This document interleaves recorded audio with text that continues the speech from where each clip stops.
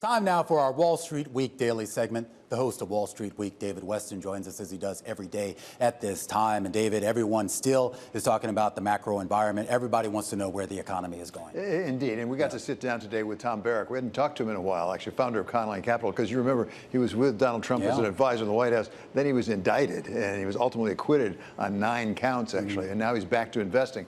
So one of the things we asked him about is actually where we are with the economy from an investor's point of view, and particularly given the dramatic change in monetary policy, where we are headed.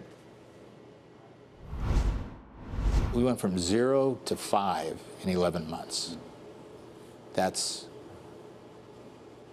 a harsh reality on a system that had gigantic stimulus from both President Trump and President Biden after COVID, quantitative easing of 40, 50 billion a month, buying back mortgage securities, so much liquidity in the system.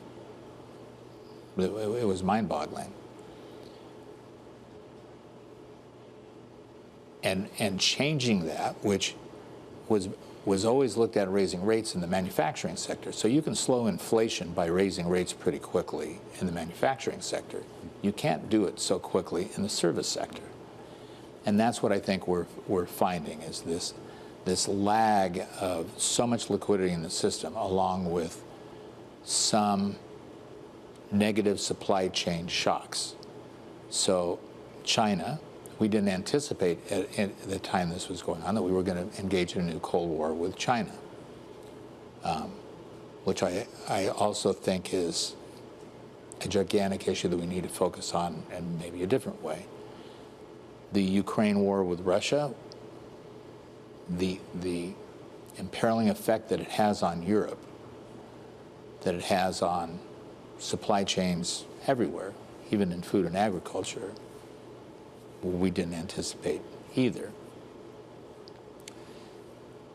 So when you look across the realm and you say, what else is happening? Everything has stopped. Globalization has slowed. The blockchains are much more complicated. Immigration now is a gigantic issue. You look at what's happening in Europe. You look at what's happening with us. But everybody has negative population growth. I mean, we're very close to having negative population growth. So when you look and say, what is going to grow? How do we grow? If they really want inflation to be at 2%, the dilemma is they need to bump interest rates. But nobody has the stomach to do that, thinking that we're going to push ourselves into a very hard landing. And what's the consequence of that when central banks across the world are out of bullets? When I look at the investable universe, the old rule of 60-40 in stocks and bonds doesn't apply anymore. Real estate as a store of value is an interesting place to be on a reasonably levered basis. But interest rates and the availability of liquidity is why private credit is such a hot button right now. Everybody's running to private credit because there's no normal credit in the marketplace. So I think you could have very slow growth and continued inflation for longer than anybody thinks. So we're back in kind of a 70s mode.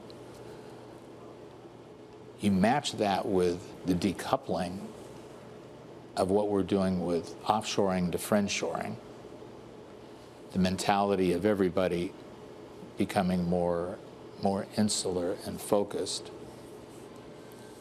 is I don't see, for just as a normal business person looking at these fabrics around the world, a crash. I just see a strain and difficulty of identifying where will extraordinary returns come from, what effect our digital currency is going to have on the financial system every place. How much difference does it make who is sitting in the White House? I mean, as we look right now at 2024, we don't know, but it looks like it's quite possible it will be a choice between President Biden and President Trump. You said President Trump's your friend. You did advise him. But as I understand, you don't necessarily want to endorse anybody. Compare and contrast those two approaches to the economy. Does it make a difference to you as an investor? I mean, this may say like a bizarre answer, but of course it makes a difference who the leader is. I think both of them, by the way, have the most difficult job in the world. And President Biden is a class act. He takes the brunt of whatever happens that's bad, he's going to carry it. President Trump did a fantastic job. He's his own worst enemy sometimes in his vociferousness. But that's his political angle. You have 435 representatives who are making decisions in a super complicated arena in which nobody has a GPS. The central bank is supposed to be independent from politics. We've kind of lost that a bit, right? Because price stability is not the only thing they're worried about. So to me, we'll get through whoever the president is. If all of us change our attitude and said, what we're going to do is we're going to support the president of the United States, whoever the president of the United States is, great. We're going to vote with our feet. We're going to argue. We're going to have political dialogue, but we're going to do it in a calm, supportive way to the rest of the world, and we're going to be the leader of the world. And whoever that man or woman is as president is going to be our leader.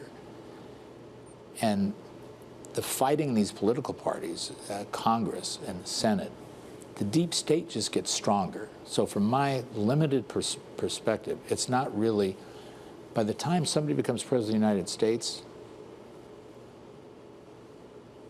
that person is given a mantle and a sword that we should follow.